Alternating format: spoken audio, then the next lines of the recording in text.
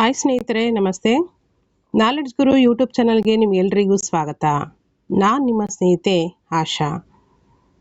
ಸ್ನೇಹಿತರೆ, ಇವತ್ತಿನ ಒಂದು ಇಂಪಾರ್ಟೆಂಟ್ ಆಗಿರ್ತಕ್ಕಂಥ ಒಂದು ಅಪ್ಡೇಟನ್ನು ಕೊಡೋದಕ್ಕೆ ಇಷ್ಟಪಡ್ತೀನಿ. ಅದಕ್ಕೂ ಮೊದಲು ಯಾರೆಲ್ಲ ನಾಲೆಡ್ಜ್ ಗುರು ಯೂಟ್ಯೂಬ್ ಚಾನಲ್ಗೆ ಸಬ್ಸ್ಕ್ರೈಬ್ ಆಗಿದ್ರೆ ಅವರೆಲ್ಲರಿಗೂ ಕೂಡ ತುಂಬ ಥ್ಯಾಂಕ್ಸ್. ಹಾಗೆ ಸಬ್ಸ್ಕ್ರೈಬ್ ಆಗದೆ ನೋಡ್ತಿರೋರು ದಯವಿಟ್ಟು ಸಬ್ಸ್ಕ್ರೈಬ್ ಆಗಿ ಬೆಲ್ ಐಕನ್ ಪ್ರೆಸ್ ಮಾಡೋ ಮುಖಾಂತರ ನಾನು ಮಾಡ್ತಕ್ಕಂಥ ಇನ್ಫಾರ್ಮೇಟಿವ್ ವಿಡಿಯೋಗೆ ಸದಾ ನೋಟಿಫೈ ಆಗಿರಿ ಅಂತ ಹೇಳ್ತಾ, ವಿಡಿಯೋ ಎಂಡ್ವರೆಗೂ ನೋಡಿ, ಎಲ್ಲೂ ಸ್ಕಿಪ್ ಮಾಡೋಕ್ಕೆ ಹೋಗಬೇಡಿ.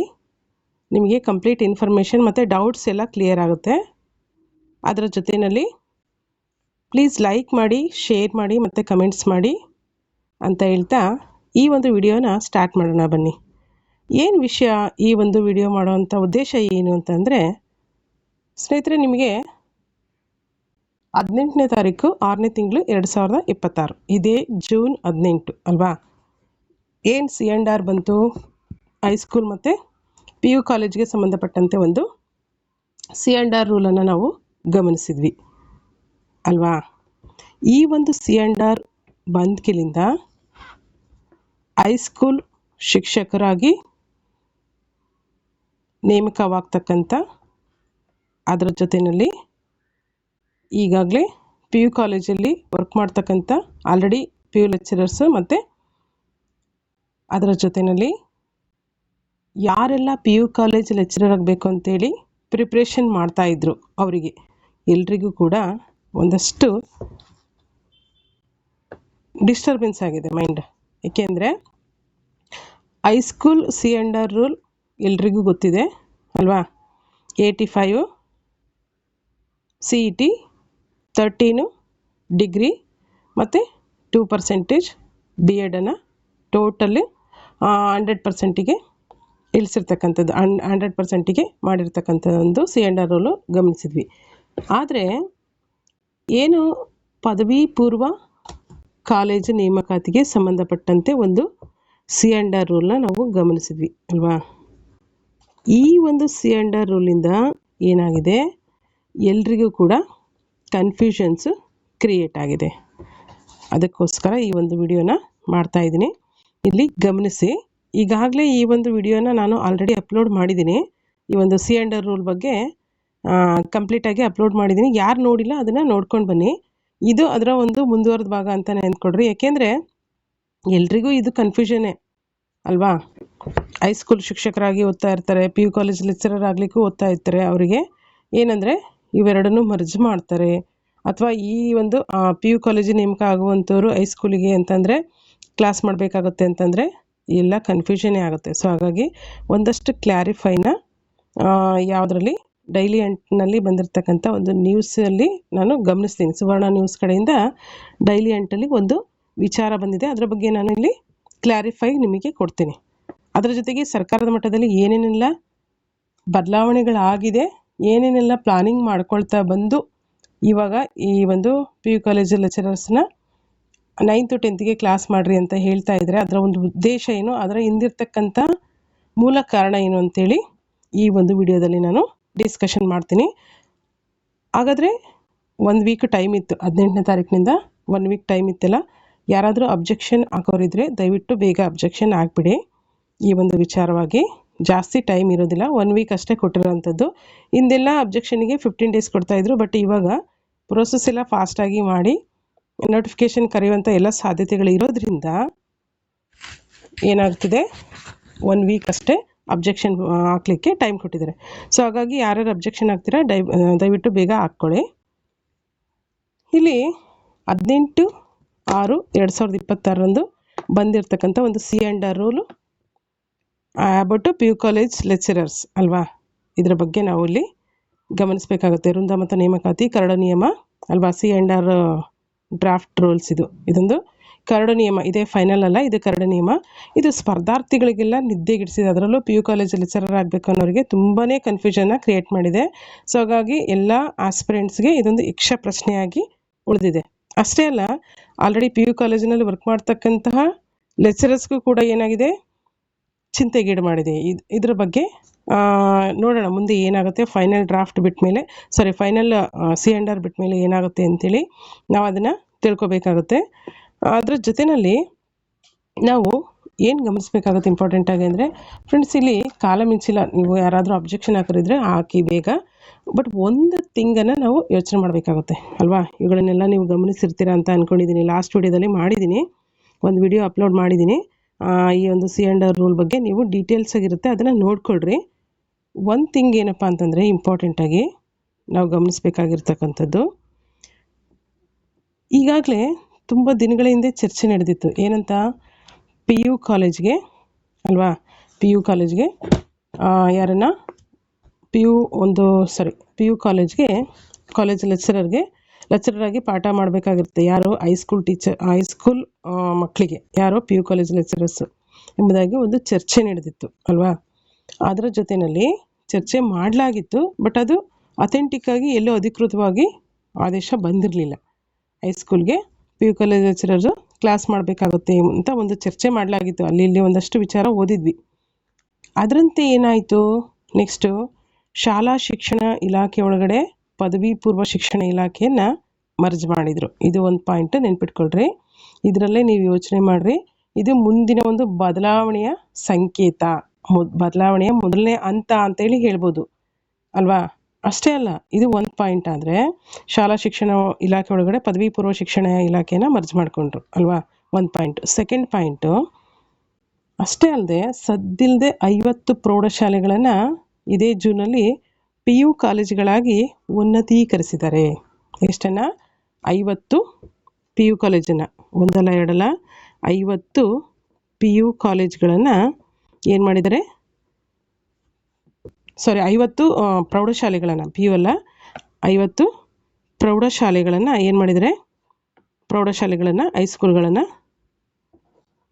ಇಲ್ಲಿ ಮುಖ್ಯವಾಗಿ PU ಕಾಲೇಜ್ಗಳಾಗಿ ಉನ್ನತೀಕರಿಸಿದ್ದಾರೆ, ಉನ್ನತ ದರ್ಜೆಗೆ ಏರಿಸಿದ್ದಾರೆ ಅಂತೇಳಿ ಮೂಲಗಳಿಂದ ತಿಳಿದು ಬಂದಿದೆ. ಅದರ ಜೊತೆಯಲ್ಲಿ ನಾವು ಈ ಒಂದು ಫಸ್ಟ್ PUC ಮತ್ತು ಸೆಕೆಂಡ್ PUCಗೆ ಅಡ್ಮಿಷನ್ ಮಾಡ್ಕೊಳ್ಳಿಕ್ಕೂ ಕೂಡ ಇಲ್ಲಿ ಅವಕಾಶ ಕೊಟ್ಟಿದ್ದಾರೆ. ಎಲ್ಲಿ? ಈ ಒಂದು 50 PU ಕಾಲೇಜುಗಳನ್ನು ಏನು ಉನ್ನತೀಕರಿಸಿದ್ರಲ್ವಾ, ಹೈಸ್ಕೂಲ್ಗಳನ್ನು PU ಕಾಲೇಜುಗಳಾಗಿ, ಅಲ್ಲಿ ಫಸ್ಟ್ PUC ಮತ್ತು ಸೆಕೆಂಡ್ PUCಗೆ ಅಡ್ಮಿಷನ್ಗೂ ಕೂಡ ಇಲ್ಲಿ ಅವಕಾಶನ ಕೊಟ್ಟಿದ್ದಾರೆ. ಅಷ್ಟೇ ಅಲ್ಲ, ಇಲ್ಲಿ ನೀವು ಗಮನಿಸ್ಬೋದು. ಅದರ ಜೊತೆಯಲ್ಲಿ ನಾವು ನೋಡೋದಾದರೆ ಅಡ್ಮಿಷನ್ ಆಯಿತು. ನೆಕ್ಸ್ಟ್ ನೋಡಿದರೆ ಇಲ್ಲಿ ನಾವು ಒಂದು ಯೋಚನೆ ಮಾಡಬೇಕಾಗತ್ತೆ. ಏನಂತ?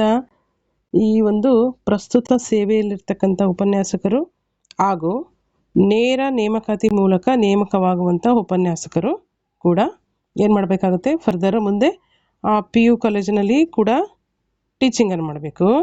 ಜೊತೆಯಲ್ಲಿ ಪ್ರೌಢಶಾಲೆಯಲ್ಲೂ ಕೂಡ 9th ಮತ್ತು 10th ಅವರಿಗೆ 10th ಕ್ಲಾಸ್ಗೆ ಉಪನ್ಯಾಸಕರಾಗಿ ವಿತ್ ಶಿಕ್ಷಕರಾಗಿ ಅಲ್ವಾ, ಟೀಚರಾಗಿ, ಹೈಸ್ಕೂಲ್ ಟೀಚರಾಗಿ ಕೂಡ ಇವರು ಸೇವೆಯನ್ನು ಸಲ್ಲಿಸಬೇಕಾಗುತ್ತೆ. ಇದರಿಂದ ನಮಗೆ ಇಂಪಾರ್ಟೆಂಟ್ ಆಗಿರ್ತಕ್ಕಂಥ ವಿಚಾರ ತಿಳಿದು ಬರುತ್ತೆ.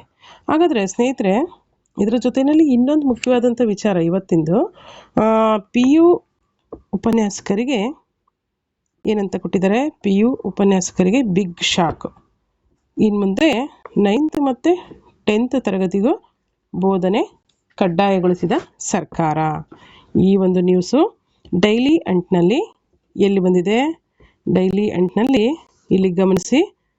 ಸುವರ್ಣ ನ್ಯೂಸ್ 11/29 ಇವತ್ತು ಬಂದಿರತಕ್ಕಂಥದ್ದು, 20ನೇ ತಾರೀಕು ಇವತ್ತು ಬಂದಿರತಕ್ಕಂಥ ಒಂದು ನ್ಯೂಸ್ ಆಗಿರುತ್ತೆ.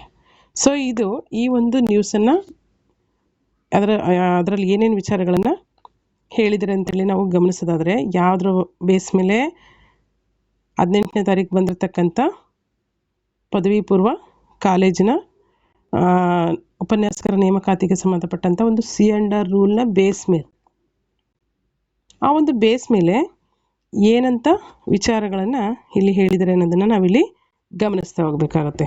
ನೋಡಿ, ರಾಜ್ಯದ ಸರ್ಕಾರಿ ಪದವಿ ಪೂರ್ವ ಕಾಲೇಜಿನಲ್ಲಿ ಅಥವಾ ಪದವಿ ಪೂರ್ವ ಕಾಲೇಜುಗಳ ಉಪನ್ಯಾಸಕರಿಗೆ ಸರ್ಕಾರ ಬಿಗ್ ಶಾಕ್ ಕೊಟ್ಟಿದ್ದು, ಪ್ರೌಢಶಾಲೆಯಲ್ಲಿ ಎದುರಾಗಿರ್ತಕ್ಕಂಥ ತೀವ್ರ ಕೊರತೆಯನ್ನು ನೀಗಿಸುವ ಸಲುವಾಗಿ, ತೀವ್ರ ಕೊರತೆಯನ್ನು ಅಂದರೆ ಶಿಕ್ಷಕರ ಕೊರತೆಯನ್ನು ನೀಗಿಸುವ ಸಲುವಾಗಿ PU ಉಪನ್ಯಾಸಕರು ಇನ್ನು ಮುಂದೆ 9th ಮತ್ತು 10th ತರಗತಿಗೆ ತರಗತಿ ವಿದ್ಯಾರ್ಥಿಗಳಿಗೆ ಕಡ್ಡಾಯವಾಗಿ ಬೋಧನೆ ಮಾಡುವಂಥದ್ದು.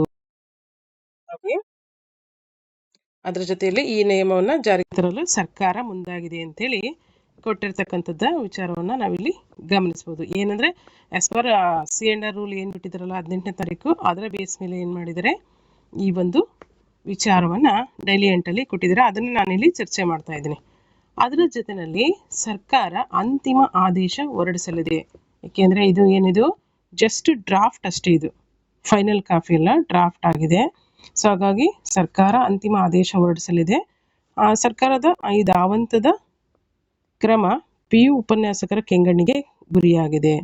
ಅಂದರೆ ಈಗೇನು ಅವಸರವಾಗಿ ಶಿಕ್ಷಣ ಇಲಾಖೆಯಲ್ಲಿ ಶಿಕ್ಷಕರ ಒಂದು ಕೊರತೆಯನ್ನು ನೀಗಿಸುವ ಸಲುವಾಗಿ ಸರ್ಕಾರ ಕೈಗೊಂಡಿರ್ತಕ್ಕಂಥ ಆ ಥರದ ತೀರ್ಮಾನಕ್ಕೆ ಈ ಒಂದು PU ಉಪನ್ಯಾಸಕರ ಸಂಘವು ಕೂಡ ಆಕ್ರೋಶವನ್ನು ವ್ಯಕ್ತಪಡಿಸಿದೆ. ಇದನ್ನು ಕೂಡ ನೀವಿಲ್ಲಿ ಗಮನಿಸ್ಬೋದು. ನೋಡ್ರಿ, ಶೈಕ್ಷಣಿಕ ಹಂತಗಳ ವೈಜ್ಞಾನಿಕ ವಿನ್ಯಾಸಕ್ಕೆ ಧಕ್ಕೆ, PU ಅಲ್ವಾ, ಅದರ ಜೊತೆಯಲ್ಲಿ ಈ ಒಂದು PU ಉಪನ್ಯಾಸಕರ ಸಂಘದ ಒಂದು ಆಕ್ರೋಶ.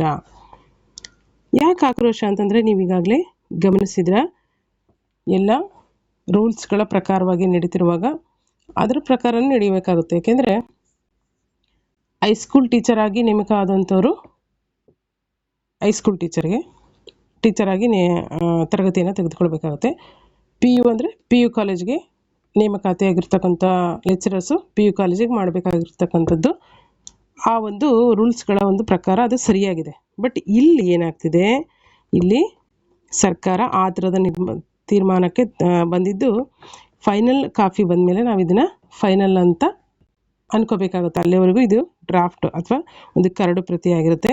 ಸೊ ಹಾಗಾಗಿ ಈ ಒಂದು ಉಪನ್ಯಾಸಕರ ಸಂಘವು ಕೂಡ ಏನು ಮಾಡಿದೆ, ಆಕ್ರೋಶವನ್ನು ವ್ಯಕ್ತಪಡಿಸಿದ್ದು ಈ ರಾಜ್ಯ ಸರ್ಕಾರದ ವಿವಾದಾತ್ಮಕ ನಿರ್ಧಾರಕ್ಕೆ ಏನು ಮಾಡಿದೆ, ರಾಜ್ಯ ಪದವಿ ಪೂರ್ವ ಉಪನ್ಯಾಸಕರ ಸಂಘ ಕೂಡ ತೀವ್ರ ಅಸಮಾಧಾನ ಮತ್ತು ವಿರೋಧ ವ್ಯಕ್ತಪಡಿಸಿದೆ. ಈ ಕುರಿತು ಪ್ರತಿಕ್ರಿಯಿಸಿರುವ ಸಂಘದ ಪದಾಧಿಕಾರಿಗಳು ಈ ಸರ್ಕಾರದ ಈ ಒಂದು ಕ್ರಮವನ್ನು ಅವೈಜ್ಞಾನಿಕ ಅಂತೇಳಿ ದೂರಿರ್ತಕ್ಕಂಥದ್ದನ್ನು ನಾವು ಗಮನಿಸಬೇಕಾಗುತ್ತೆ. ಅದರ ಜೊತೆಯಲ್ಲಿ ಈ ಒಂದು ಪ್ರೌಢಶಾಲಾ ಹಂತದ ಬೋಧನಾ ಪದ್ಧತಿ ಗಮನಿಸಿ, ಇಲ್ಲಿ ಪ್ರೌಢಶಾಲಾ ಹಂತದ ಬೋಧನಾ ಪದ್ಧತಿ ಹಾಗೂ ಪದವಿ ಪೂರ್ವ ಹಂತದ ಬೋಧನಾ ಶೈಲಿಯೇ ಸಂಪೂರ್ಣವಾಗಿ ಭಿನ್ನವಾಗಿರುತ್ತೆ. ಸೊ ನಾವಿದ್ದಾಗಲೂ ಅಷ್ಟೇ ಏನಾಯಿತು, ಹೈಸ್ಕೂಲ್ಗೆ ಅಂತೇಳಿ B.Edನ್ನು ಒಂದು ಅರ್ಹತೆಯಾಗಿ ಮಾಡಿದರು. ಏನಂತ 8th 9th 10th B.Ed ಶಿಕ್ಷಕರಾಗಿ ಅಥವಾ ಹೈಸ್ಕೂಲ್ ಟೀಚರ್ ಶಿಕ್ಷಕರಾಗಿ ನೇಮಕ ಆಗಬೇಕಂತಂದರೆ B.Edನ್ನು ಮಾಡಿದರು. ಆ ಪ್ರಕಾರ ನಾವು ಕೂಡ B.Ed ಕೋರ್ಸನ್ನು ಮಾಡ್ಕೊಂಡ್ವಿ. ಬಟ್ ಈಗೇನಾಯಿತು, ಹಲವಾರು ರೀತಿ ಬದಲಾವಣೆಗಳನ್ನು ಹಾಗೂ ನೇಮಕಾತಿ ವಿಚಾರದಲ್ಲಿ ಬದಲಾವಣೆಗಳನ್ನು ತಂದರು ಅಲ್ವಾ. ಈ ಒಂದು ಅವೈಜ್ಞಾನಿಕ ಪದ್ಧತಿಯನ್ನು ಎಲ್ಲರೂ ಕೂಡ ಅಪೋಸ್ ಮಾಡ್ತಾ ಇದ್ದಾರೆ. ಅದನ್ನು ನಾವಿಲ್ಲಿ ಗಮನಿಸಬೇಕಾಗತ್ತೆ. ಸ್ನಾತಕೋತ್ತರ ಮುಂದುವರೆದಂತೆ ಸ್ನಾತಕೋತ್ತರ ಪದವಿ ಅಲ್ವಾ PG ಪಡೆದು ಕೇವಲ PU ವಿದ್ಯಾರ್ಥಿಗಳಿಗೆ ಬೋಧಿಸಲು ನೇಮಕಗೊಂಡ ಉಪನ್ಯಾಸಕರನ್ನು ಪ್ರೌಢಶಾಲೆಗೆ ನಿಯೋಜಿಸುವುದರಿಂದ ಶೈಕ್ಷಣಿಕ ಹಂತಗಳ ವೈಜ್ಞಾನಿಕ ವಿನ್ಯಾಸಕ್ಕೆ ತೀವ್ರ ಧಕ್ಕೆ ಉಂಟಾಗಲಿದೆ. ಹಾಗಾಗಿ ಇದು ವಿದ್ಯಾರ್ಥಿಗಳ ಒಂದು ಗುಣಮಟ್ಟದ ಶಿಕ್ಷಣದ ಮೇಲೂ ನೆಗೆಟಿವ್ ಆಗಿ ಎಫೆಕ್ಟನ್ನು ಕೊಡುತ್ತೆ ಅಂತೇಳಿ ಹೇಳ್ತಾ ಇದ್ದಾರೆ. ಯಾರು ಹೇಳ್ತಾ ಇರೋದು ಇದನ್ನು? PU ಉಪನ್ಯಾಸಕರ ಸಂಘದ ವತಿಯಿಂದ ಆಕ್ರೋಶವನ್ನು ಹೊರ ಹಾಕಿರ್ತಕ್ಕಂಥದ್ದನ್ನು ನಾವಿಲ್ಲಿ ಗಮನಿಸ್ತೀವಿ. ಸೊ ಫ್ರೆಂಡ್ಸ್, ಇಲ್ಲಿ ಇಷ್ಟೆಲ್ಲ ಸರ್ಕಾರ ಬದಲಾವಣೆಗಳನ್ನು ಮಾಡ್ತಾ ಇರುವಂಥ ಉದ್ದೇಶ ಆದರೂ ಏನಿದೆ ಅಂಥೇಳಿ ನಾವು ಗಮನಿಸಬೇಕಾಗುತ್ತೆ. ಏನಂತ ಉದ್ದೇಶ? ಶಿಕ್ಷಕರ ಕೊರತೆಯನ್ನು ನೀಗಿಸುವ ಸಲುವಾಗಿ ಒಂದು ಶಾರ್ಟ್ಕಟ್ ರೂಟನ್ನು ಸರ್ಕಾರವೇ ಕಂಡುಕೊಂಡಿರ್ತಕ್ಕಂಥದ್ದು.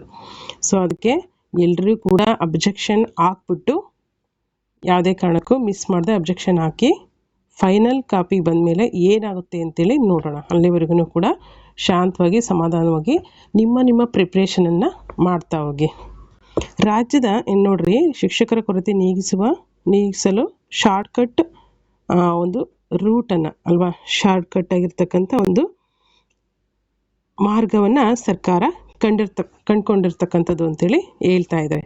ಸೊ ಹಾಗಾದರೆ ರಾಜ್ಯದ 100 ಸರ್ಕಾರಿ ಪ್ರೌಢಶಾಲೆಗಳಲ್ಲಿ ಶಿಕ್ಷಕರ ಕೊರತೆ ಇರೋದಂತೂ ನಿಜ.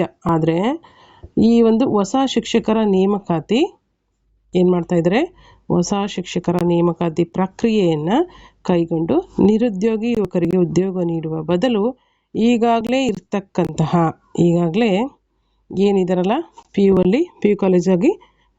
ಯು ಕಾಲೇಜ್ ಲೆಕ್ಚರರ್ ಆಗಿ ಈ ಒಂದು ಪಿ ಯು ಕಾಲೇಜ್ ಲೆಕ್ಚರರನ್ನೇ ಹೆಚ್ಚುವರಿ ಒಂದು ಕೆಲಸದ ಒತ್ತಡವನ್ನು ಕೊಟ್ಟು ಅಲ್ವಾ, ಈಗಾಗಲೇ ಇರುವ ಪಿ ಯು ಉಪನ್ಯಾಸಕರ ಮೇಲೆಯೇ ಹೆಚ್ಚುವರಿ ಕೆಲಸದ ಒತ್ತಡ ಏರಲು ಸರ್ಕಾರ ಈ ಒಂದು ಶಾರ್ಟ್ಕಟ್ ಮಾರ್ಗವನ್ನು ಹಿಡಿದಿದೆ ಅಂತೇಳಿ ಟೀಕೆಗಳು ಕೂಡ ಕೇಳಿ ಬರ್ತಾ ಇದೆ. ಇವುಗಳನ್ನು ಕೂಡ ನಾವಿಲ್ಲಿ ಗಮನಿಸಬೇಕಾಗುತ್ತೆ.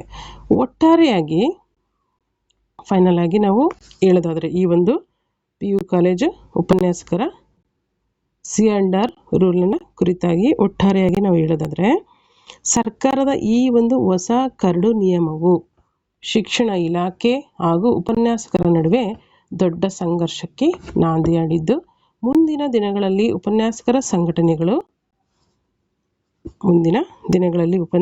ಸಂಘಟನೆಗಳು ಸರ್ಕಾರದ ವಿರುದ್ಧ ರಾಜ್ಯವ್ಯಾಪಿ ಪ್ರತಿಭಟನೆಗೆ ಇಳಿಯುವ ಮುನ್ಸೂಚನೆಗಳು ಇವೆ ಅಂತೇಳಿ ಈ ಒಂದು ಎಚ್ಚರಿಕೆಯನ್ನು ಕೊಟ್ಟಿರೋದನ್ನು ನಾವಿಲ್ಲಿ ಗಮನಿಸ್ತೀವಿ. ಹಾಗಾಗಿ ಮುಖ್ಯವಾಗಿ ಈ ಒಂದು ವಿಚಾರಗಳನ್ನು ನಾವಿಲ್ಲಿ ಗಮನಿಸಬೇಕಾಗುತ್ತೆ. ಈ ಅಂಶಗಳನ್ನು ಆಧಾರವಾಗಿ ಇಟ್ಕೊಂಡು ನಾನು ಈ ಒಂದು ವಿಚಾರವನ್ನು ಹೇಳಿರ್ತಕ್ಕಂಥದ್ದು. ಇದುವರೆಗೂ ಹೇಳಿರ್ತಕ್ಕಂಥ ವಿಚಾರ ಡೈಲಿ ಅಂಟ್ನಲ್ಲಿ ಸುವರ್ಣ ನ್ಯೂಸ್ ಕಡೆಯಿಂದ ಇವತ್ತಿನ ಒಂದು ಅಪ್ಡೇಟನ್ನು ನಾನು ನಿಮ್ಮ ಕಡೆ ಹಂಚ್ಕೊಂಡಿದ್ದೀನಿ. ಸೊ ಫ್ರೆಂಡ್ಸ್, ಗಮನಿಸಿ, ಇವೆಲ್ಲ ಸರ್ಕಾರದಲ್ಲಿ ಶಿಕ್ಷಣ ಇಲಾಖೆ ಒಳಗಡೆ ಆಗಿರ್ತಕ್ಕಂಥ ಅನೇಕ ಬದಲಾವಣೆಗಳಾಗಿರುತ್ತೆ. ಮುಂದೆ ಫೈನಲ್ ಕಾಪಿ C&R ಕಾಪಿ ಏನು ಬರುತ್ತೆ, ನಂತರ ನಮಗೆ ಎಲ್ಲ ವಿಷಯಗಳು ಕ್ಲಿಯರ್ ಕಟ್ಟಾಗಿ ತಿಳಿಯುತ್ತೆ. ಸೊ ಅಲ್ಲಿವರೆಗೂ ಎಷ್ಟು ದಿನ ಆಗ್ಬೋದು, ಸುಮಾರು ಈಗ ಒಂದು ವೀಕ್ ಆದಮೇಲೆ ಅನಂತರ ಒಂದು ವೀಕು ಪರಿಶೀಲನೆ ನೀಡ್ಬೋದು. ಅನಂತರ ಒಂದು ವೀಕಲ್ಲಿ ಏನಾಗ್ಬೋದು, ಫೈನಲ್ ಕಾಪಿ ಬರ್ಬೋದು. ಅನಂತರದಲ್ಲಿ ಒಂದು 15 to 20 ಡೇಸಲ್ಲಿ ನೋಟಿಫಿಕೇಷನ್ ಕೂಡ ಆಗುವಂಥ ಎಲ್ಲ ಸಾಧ್ಯತೆಗಳು ಇದೆ. ಸೊ ಹಾಗಾಗಿ ಕೂಡ ಎಲ್ಲ ಫಾಸ್ಟಾಗಿ ಪ್ರೋಸೆಸ್ಸನ್ನು ಮಾಡ್ತಾಯಿದ್ದಾರೆ. ಸೊ ನೋಡೋಣ ಅಷ್ಟರೊಳಗಡೆ ಫೈನಲ್ ಏನೇನು ಬಿಡ್ತಾರೆ, ಏನೇನು ಫೈನಲ್ C&R ಬರುತ್ತೆ ಅನ್ನೋದನ್ನು ಗಮನಿಸ್ತಾ ಹೋಗೋಣ. ಇದಿಷ್ಟು ಒಂದು C&R ರೂಲು ಏನಿತ್ತು, ಅದರ ಒಂದು ಮರ್ಮ ಏನಿದೆ, ಸರ್ಕಾರದ ಒಂದು ಇಂದಿನ ಒಂದು ಪ್ಲಾನಿಂಗ್ ಏನಿತ್ತು, ಯಾವ ಒಂದು ಉದ್ದೇಶಕ್ಕೋಸ್ಕರ 9th ಮತ್ತು 10th PU ಉಪನ್ಯಾಸಕರನ್ನು ಟೀಚಿಂಗ್ ಮಾಡಲಿಕ್ಕೆ C&Rನ ಬಿಡುಗಡೆ ಮಾಡಿದೆ ಸರ್ಕಾರ ಅಂತಕ್ಕಂಥ ವಿಚಾರಗಳಿಗೆ ಸಂಬಂಧಪಟ್ಟಂಥ ಒಂದಷ್ಟು ಮಾಹಿತಿಯಾಗಿತ್ತು. ಇದು ಯಾವುದೇ ಕಾರಣಕ್ಕೂ ಸ್ವಂತಕ್ಕೆ ಹೇಳಿರ್ತಕ್ಕಂತಹ ನನ್ನ ಒಪಿನಿಯನ್ ಅಲ್ಲ. ಇದು ಡೈಲಿ ಎಂಟಲ್ಲಿ ಬಂದಿರತಕ್ಕಂಥ ಒಂದು ವಿಚಾರವನ್ನು ನಾನು ನಿಮ್ಮ ಕಡೆ ಹಂಚ್ಕೊಂಡಿದ್ದೀನಿ ಅಷ್ಟೇ. ಇದನ್ನು ನೀವು ಸರ್ಕಾರದ ಮಟ್ಟದಲ್ಲಿ ಏನೆಲ್ಲ ಚೇಂಜಸ್ಗಳಾಗ್ತಿದೆ ಅನ್ನೋದನ್ನು ಗಮನದಲ್ಲಿ ಇಟ್ಕೋಬೇಕಾಗುತ್ತೆ ಅಲ್ವಾ.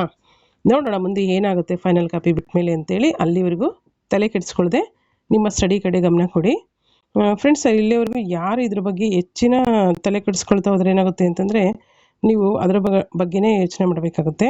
ಅದರ ಜೊತೆಯಲ್ಲಿ ಸರ್ಕಾರದಲ್ಲಿ ಆಗುವಂಥ ಬದಲಾವಣೆಗಳು ಮಾಡ್ತಾ ಇರ್ತಾರೆ. ನಾವು ನಮ್ಮ ವರ್ಕನ್ನು ಎಫಿಷಿಯೆಂಟಾಗಿ ಮಾಡೋದನ್ನು ಕಲಿಬೇಕಂದ್ರೆ ಪ್ರಿಪ್ರೇಷನನ್ನು ಚೆನ್ನಾಗಿ ಮಾಡಬೇಕಾಗುತ್ತೆ. ಜೊತೆಗೆ ಇನ್ನೊಂದು ಮಾತು, ಬದಲಾವಣೆ ಜಗದ ನಿಯಮ. ಕೆಲವೊಂದಷ್ಟು ಬದಲಾವಣೆಗಳಿಗೆ ನಾವು ಬದಲಾವಣೆಗಳಿಗೆ ನಾವು ಹೊಂದ್ಕೊಳ್ಳುವಂಥದ್ದು ಅವಶ್ಯಕ, ಅನಿವಾರ್ಯ ಮತ್ತು ಅಗತ್ಯವಾಗಿರುತ್ತೆ ಅಲ್ವಾ. ಸೊ ಹಾಗಾಗಿ ದಯವಿಟ್ಟು ಯಾರೂ ಯಾವುದೇ ಕಾರಣಕ್ಕೂ ನೆಗೆಟಿವ್ ಆಗಿ ತೆಗೆದುಕೊಳ್ಳದೆ ನಿಮ್ಮ ಸ್ಟಡಿಯನ್ನು ಇಟ್ಕೊಂಡು ಪಾಸಿಟಿವ್ ಆಗಿ ಯೋಚನೆ ಮಾಡ್ತಾ ನಿಮ್ಮ ಸ್ಟಡಿಯನ್ನು ಇನ್ನಷ್ಟು ಚುರುಕುಗೊಳಿಸಿ. ಹಾಗಾದರೆ ಸರ್ಕಾರದ ಒಂದು ಪ್ಲಾನಿಂಗ್ ಏನಿದೆ, ಶಿಕ್ಷಕರ ಕೊರತೆಯನ್ನು ನೀಗಿಸುವ ಸಲುವಾಗಿ ಈ ಒಂದು ಉದ್ದೇಶವನ್ನು ಇಟ್ಕೊಂಡು ಮಾಡ್ತಾ ಇದೆ ಅಂತೇಳಿ ಗೊತ್ತಾಯಿತು. ಹಾಗಾದರೆ BEd ಮತ್ತು PG ಮಾಡಿರ್ತಕ್ಕಂಥ ಲಕ್ಷಾಂತರ ಆಸ್ಪಿರೆಂಟ್ಸ್ ಇದ್ದೀವಿ. ಎಲ್ಲಿ ಹೋಗ್ಬೇಕು ಅವರೆಲ್ಲ ಅಲ್ವಾ. ಸಪ್ರೇಟಾಗಿ ಅಂದರೆ ಹೈಸ್ಕೂಲ್ಗೆ ನೇಮಕ ಆಗೋರು ಒಂದಷ್ಟು ಜನ ಆಗಿದ್ರೆ, ಒಂದಷ್ಟು ಆಸ್ಪಿರೆಂಟ್ಸ್ ಆಗಿದ್ದರೆ PU ಕಾಲೇಜಿಗೆ ಒಂದಷ್ಟು ನೇಮಕ ಆಗ್ತಾಯಿದ್ರು. ಬಟ್ ಇಲ್ಲಿ ಮರ್ಜ್ ಮಾಡ್ಕೊಳ್ಳೋದ್ರಿಂದ ಇವ್ರಿಗೇನಾಗುತ್ತೆ, ಇನ್ನಷ್ಟು ಶಿಕ್ಷಕರ ಒಂದು ಏನಾಗುತ್ತೆ ನೇಮಕಾತಿ ಕಡಿಮೆ ಆಗುತ್ತೆ. ಒಂದು ಇಲ್ಲಿ ನಮಗೆ ಯಾರು ಆಸ್ಪಿರೆಂಟ್ಸ್ ಇದ್ದೀವಿ ಅವರಿಗೂ ಕೂಡ ತುಂಬ ಲಾಸ್ ಆಗುವಂಥ ಒಂದು ಸಾಧ್ಯತೆಗಳೆಲ್ಲ ಇದೆ. ಹಾಗಾಗಿ ಆದಷ್ಟು ಬೇಗ ಅಬ್ಜೆಕ್ಷನ್ನ ಹಾಕಿ ಅಂತ ಹೇಳ್ತೀನಿ. ಏನಾಗುತ್ತಾ ಆಗಲಿ ನೋಡೋಣ. ಫೈನಲ್ ಕಾಪಿ ಬಿಟ್ಟ ನಂತರ ಇವೆಲ್ಲ ನಾವು ಯೋಚನೆ ಮಾಡಬೇಕಾಗುತ್ತೆ. ನಿಮ್ಮ ಒಂದು ಸ್ಟಡಿನ ಚೆನ್ನಾಗಿ ಮಾಡಿರಿ. ನಾವೆಲ್ಲ ಸ್ಟಡಿ ಮಾಡುವಾಗ primary 1 to 7th, high school 8 to 10th, PU ಅಂದರೆ ಫಸ್ಟ್ PUC ಸೆಕೆಂಡ್ PUC ಅಷ್ಟೇ ಇತ್ತು. ಬಟ್ ಇವಾಗ ಹೊಸದಾಗಿ ಏನು C&R ರೂಲ್ ಬಂತು 2015ರಲ್ಲಿ, ವೃಂದ ಹಾಗೂ ನೇಮಕಾತಿ ನಿಯಮಗಳಲ್ಲಿ ಒಂದಷ್ಟು ಬದಲಾವಣೆಗಳನ್ನು ತಂದರು. 1 to 5th ಅಂದರೆ PSTR, 6 to 8 ಅಂದರೆ GPSTR ಅಲ್ವಾ. 9th ಆ್ಯಂಡ್ 10th ಅಂದರೆ ಹೈಸ್ಕೂಲ್ HSTR ಅಂತೇಳಿ ಜಾರಿಗೊಳಿಸಿದರು. ಆ್ಯಸ್ ಯೂಶುವಲ್ ಮೊದಲೆಲ್ಲ ಹೆಂಗಿತ್ತು, PU ಕಾಲೇಜು ಕಾಮನ್ ಆಗಿ ಫಸ್ಟ್ PU ಮತ್ತು ಸೆಕೆಂಡ್ PU ಕಾಲೇಜು ಹಾಗೇ ಇತ್ತು. ಬಟ್ 2026ರ ಹೊಸ C&R ಕರಡು ಪ್ರತಿಯಲ್ಲಿ ಒಂದಿಷ್ಟು ಬದಲಾವಣೆಗಳನ್ನು ತಂದಿರೋದ್ರಿಂದ ಈ ಒಂದು ವಿಡಿಯೋನ ನಿಮಗೆ ಹೇಳಬೇಕಾಗಿತ್ತು. ಸೊ ಇಲ್ಲಿ ಆ್ಯಸ್ ಯೂಶುವಲ್ ಸೇಮ್ ಏನು ಚೇಂಜಸ್ ಇಲ್ಲ. 1 to 5th PSTR ಇದೆ, 6 to 8 GPSTR ಇದೆ. ಅದರ ಜೊತೆಯಲ್ಲಿ ಇದಕ್ಕೆ ಬ್ಯಾಕಪ್ ಸ್ಕೋರ್ ಕೂಡ ರಿಮೂವ್ ಆಗಿದೆ, ಬದಲಾವಣೆಯಾಗಿ ಬಂದಿರೋದನ್ನು ನಾವು ಗಮನಿಸಿದ್ದೀವಿ. ಅದರ ಜೊತೆಯಲ್ಲಿ ಈಗಾಗಲೇ ಯಾರು ವಿಡಿಯೋ ವಾಚ್ ಮಾಡಿಲ್ಲ, ವಾಚ್ ಮಾಡಿ. ಪ್ರೈಮರಿ ಸ್ಕೂಲ್ ಮತ್ತು ಹೈಸ್ಕೂಲ್ಗೆ ಮತ್ತು ಬಂದಿರತಕ್ಕಂಥ ಏನು ಬ್ಯಾಕಪ್ ಸ್ಕೋರು ಅದ್ರ ಬಗ್ಗೆ ನಾನು ವಿಡಿಯೋ ಮಾಡಿದ್ದೀನಿ, ಅದನ್ನು ನೀವು ಅಲ್ಲಿ ಹೋಗಿ ವಾಚ್ ಮಾಡ್ಬೋದು. ಇವೆಲ್ಲ ಕೂಡ ಬದಲಾವಣೆ ಆಗಿದೆ. ಬ್ಯಾಕಪ್ ಸ್ಕೋರ್ ಕೂಡ ಕಡಿಮೆ ಆಗಿದೆ ಅಲ್ವಾ. ಆದರೆ ಇಲ್ಲೇ ಆಗಿರ್ತಕ್ಕಂಥ ದೊಡ್ಡ ಮಟ್ಟದ ಬದಲಾವಣೆ ಎಲ್ಲಿ ಆಗಿದೆ ಅಂತಂದರೆ, ಇಲ್ಲಿ 9th ಮತ್ತು 10thಗೆ PU ಉಪನ್ಯಾಸಕರಾಗಿ ನೇಮಕ ಆಗುವಂತಹ ಅಲ್ವಾ, ಯಾರು PU ಉಪನ್ಯಾಸಕರು ಏನಾಗಬೇಕು, 9th ಮತ್ತು 10th ಅವರಿಗೆ ಟೀಚಿಂಗ್ ಮಾಡಬೇಕು ಅಂತಕ್ಕಂಥ ಏನು ಬದಲಾವಣೆ ಆಗಿದೆ ಅದರ ಬಗ್ಗೆ ನಾವು ಒಂದು ಬದಲಾವಣೆ ಆಗಿರ್ತಕ್ಕಂಥ ಒಂದು C&R ರೂಲ್ ಬಗ್ಗೆ ನಾವು ಯೋಚನೆ ಮಾಡಬೇಕಾಗುತ್ತೆ. ಅಬ್ಜೆಕ್ಷನ್ ಹಾಕುವಂಥ ಮುಂದೆ ಏನಾಗುತ್ತಾ ಆಗಲಿ, ಫೈನಲ್ C&R ಬರೋವರೆಗೂ ಯಾರೂ ಕೂಡ ಇದರ ಬಗ್ಗೆ ಹೆಚ್ಚಿನ ಗಮನ ಕೊಡಬೇಡಿ. ಜಸ್ಟ್ ನಿಮಗೆ ವಿಷಯ ತಿಳಿದಿರಲಿ ಅಂತ ಹೇಳ್ತಕ್ಕಂಥದ್ದಷ್ಟೇ, ಬೇರೆ ಇನ್ನೇನು ಟೈಮ್ ಪಾಸ್ ಮಾಡ್ತಕ್ಕಂಥ ಉದ್ದೇಶ ಏನೂ ಇಲ್ಲ. ಸೊ ಹಾಗಾಗಿ ಫ್ರೆಂಡ್ಸ್ ಎಲ್ಲ ನಿಮ್ಮ ಒಂದು ಸ್ಟಡಿಯನ್ನು ಇನ್ನಷ್ಟು ಚುರುಕುಗೊಳಿಸಿ. ಒಟ್ಟಾರೆ ಒಂದು ಉದ್ದೇಶ ಇರಬೇಕು. ಏನಾದರೂ ಆಗಲಿ ಈಗ ಕರೆಯುವಂಥ ಒಂದು ನೇಮಕಾತಿಗಳಲ್ಲಿ ಯಾವುದಾದ್ರೂ ಒಂದು ನಿಮ್ಮ ಗುರಿ ಇರ್ತಕ್ಕಂಥ ಜಾಬನ್ನು ಹಿಡಿಬೇಕು, ನಿಮ್ಮ ಕನಸಿನ ಹುದ್ದೆಯನ್ನು ಹಿಡಿಬೇಕು ಅಂತಕ್ಕಂಥ ಒಂದು ಉದ್ದೇಶವನ್ನು ಇಟ್ಕೊಂಡು ನಿಮ್ಮ ಒಂದು ಸ್ಟಡಿಯನ್ನು ಇನ್ನಷ್ಟು ಚುರುಕುಗೊಳಿಸಿ. ನೋಟಿಫಿಕೇಷನ್ ಬಂದಾಗ, C&R ರೂಲ್ ಫೈನಲ್ ಕಾಪಿ ಬಂದಾಗ ಅದರ ಬಗ್ಗೆ ಹೆಚ್ಚಿನ ಒಂದು ವಿವರವನ್ನು ನೋಡೋಣ. ಯಾರೂ ಕೂಡ ಪ್ಯಾನಿಕ್ ಆಗಬೇಡ್ರಿ ಅಲ್ವಾ. ಬರೋದೆಲ್ಲ ಬರಲಿ, ಬಂದಿದ್ದೆಲ್ಲ ಬರಲಿ, ಗೋವಿಂದನ ದಯೆ ಹೊಂದಿರಲಿ ಅಂಥೇಳಿ ನಾವು ಅಂದ್ಕೊಂಡು ಮುಂದೆ ಸಾಗಬೇಕಾಗುತ್ತೆ. ಆ ಮುಖಾಂತರ ನಮ್ಮ ಒಂದು ಮುಂದಿನ ಒಂದು ಸ್ಟಡಿಯನ್ನು ಫಾಸ್ಟ್ ಮಾಡ್ಕೊಳ್ಬೇಕಾಗುತ್ತೆ ಅಲ್ವಾ. ಅದರ ಜೊತೆಯಲ್ಲಿ ಟೈಮ್ ಈಸ್ ಸೋ ಶಾರ್ಟ್. ಯಾಕೆಂದರೆ ಅವ್ರು ಕೊಟ್ಟಿರ್ತಕ್ಕಂಥ 7 ದಿನದಲ್ಲಿ ಈಗಾಗಲೇ 3 days ಕಂಪ್ಲೀಟ್ ಆಗಿದೆ. ಯಾರ್ಯಾರು ಅಬ್ಜೆಕ್ಷನ್ ಹಾಕೋರಿದ್ದೀರಾ ಹಾಕ್ಬಿಡಿ. ಹಾಗೆ 9th ಮತ್ತು 10thಗೆ PU ಉಪನ್ಯಾಸಕರಾಗಿ ಏಕೆ ಟೀಚಿಂಗ್ ಮಾಡಬೇಕಾಗುತ್ತೆ ಅನ್ನೋದಕ್ಕೆ ಒಂದಷ್ಟು ರೀಸನ್ ಕೊಡಬೇಕಾಗಿತ್ತು. ಸೊ ಹಾಗಾಗಿ ಈ ಒಂದು ವಿಡಿಯೋ ಮಾಡಿರ್ತಕ್ಕಂಥದ್ದು ಇದಿಷ್ಟೇ ಉದ್ದೇಶ. ಬಟ್ ಇದೇ ಫೈನಲ್ ಅಲ್ಲ, ನೆನಪಿರಲಿ. ಫೈನಲ್ ಕಾಪಿ ಬರೋವರೆಗೂ ಕೂಡ ಯಾರು ಹೆಚ್ಚಿನ ಒಂದು ಊಹಾಪೋಹಗಳಿಗೆ ಕಿವಿ ಕೊಡಬೇಡಿ. ಚೆನ್ನಾಗಿ ಪ್ರಿಪ್ರೇಷನ್ ನಡೆಸಿ. ನೋಟಿಫಿಕೇಷನ್ ಆದಮೇಲೆ ಕಂಪ್ಲೀಟಾಗಿ ಮುಂದಿನ ಒಂದು ವಿಚಾರಗಳನ್ನು ತಿಳಿತಾ ಹೋಗೋಣ. ಇದೆಲ್ಲ ಕೂಡ ವಿಚಾರವನ್ನು ಹೆಚ್ಚಿನದಾಗಿ ಗಮನಕ್ಕೆ ತಂದ್ಕೋಬೇಡಿ. ಜಸ್ಟ್ ನಿಮ್ಮ ಒಂದು ಏನು ಸ್ಟಡಿ ಮಾಡ್ತಿರ್ತಕ್ಕಂಥವ್ರಿಗೆ ಇವೆಲ್ಲ ವಿಚಾರಗಳು ತಿಳಿದಿರಬೇಕಾಗತ್ತೆ. ಸೊ ಇಲ್ಲಿವರೆಗೂ ಫ್ರೆಂಡ್ಸ್ ಯಾರೆಲ್ಲ ನನ್ನ ಒಂದು ಚಾನಲ್ಗೆ ಸಬ್ಸ್ಕ್ರೈಬ್ ಆಗಿಲ್ಲ, ದಯವಿಟ್ಟು ಸಬ್ಸ್ಕ್ರೈಬ್ ಆಗಿ. ಯಾರೆಲ್ಲ ಸಬ್ಸ್ಕ್ರೈಬ್ ಆಗಿದ್ದೀರಾ ಅವರಿಗೆಲ್ರಿಗೂ ಕೂಡ ತುಂಬ ತುಂಬ ತುಂಬ ಥ್ಯಾಂಕ್ಸ್. ಹಾಗೆ ಸಬ್ಸ್ಕ್ರೈಬ್ ಆಗದೇ ಇರೋರು ಕೂಡ ಸಬ್ಸ್ಕ್ರೈಬ್ ಆಗಿ ನೆಕ್ಸ್ಟು ಬೆಲ್ ಐಕಾನ್ ಪ್ರೆಸ್ ಮಾಡಿ. ಮುಂದೆ ಬರ್ತಕ್ಕಂಥ ಇನ್ಫಾರ್ಮೇಟಿವ್ ವಿಡಿಯೋಸು ನಿಮಗೆ ಫಸ್ಟ್ ಬಂದು ತಲುಪುತ್ತೆ ಅಂತ ಹೇಳ್ತಾ, ಹಾಗೆ GPSTR, HSTR, PU college lecturer ಅಥವಾ KSET ಇವುಗಳಿಗೆ ಯಾರೆಲ್ಲ ಸ್ಟಡಿ ಮಾಡ್ತಾಯಿದ್ದೀರಾ ಅವರಿಗೆ ಈ ಒಂದು ನಾಲೆಡ್ಜ್ ಗುರು ಯೂಟ್ಯೂಬ್ ಚಾನಲಿಂದ ನಿಮಗೆ ಹೆಚ್ಚಿನ ಒಂದು ಮಾಹಿತಿ ಸಿಗ್ತದೆ. ಸೊ ಆ ಒಂದು ಪರ್ಪಸ್ಸಿಂದ ನನ್ನ ಒಂದು ಚಾನಲ್ಗೆ ಸಬ್ಸ್ಕ್ರೈಬ್ ಆಗಿ ಅಂತ ಹೇಳ್ತಾ ಇರೋದು. ಹಾಗೆ ಪ್ಲೀಸ್ ವಿಡಿಯೋ ಇನ್ಫಾರ್ಮೇಟಿವ್ ಅಂತ ನಿಮಗೆ ಅನಿಸಿದರೆ ದಯವಿಟ್ಟು ಒಂದು ಲೈಕ್ ಕೊಡೋದನ್ನು ಮರಿಬೇಡಿ. ಅದರಿಂದ ನಿಮಗೇನು ಲಾಸ್ ಆಗೋದಿಲ್ಲ ಅಂತ ಅಂದ್ಕೊತೀನಿ. ಏನಾದರೂ ಡೌಟ್ಸ್ ಇತ್ತು ಅಂದರೆ ಕಮೆಂಟ್ಸ್ ಮಾಡಿ.